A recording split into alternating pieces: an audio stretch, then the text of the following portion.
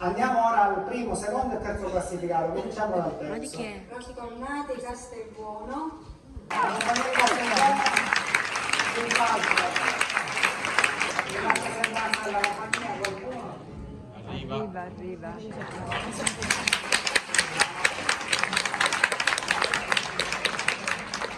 Complimenti ancora.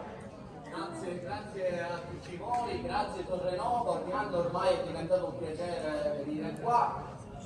Devo dire che ultimamente in Sicilia ci sono poche rassegne e questa è una delle rassegne più belle per l'aspettamento di pubblico e tutto, quindi grazie a voi pubblico, grazie all'organizzazione, ma soprattutto io un grazie particolare lo voglio dire all'assessore perché ci ritroviamo nell'organizzazione, una brava persona e tutti vorrebbero avere un assessore come lui. Grazie.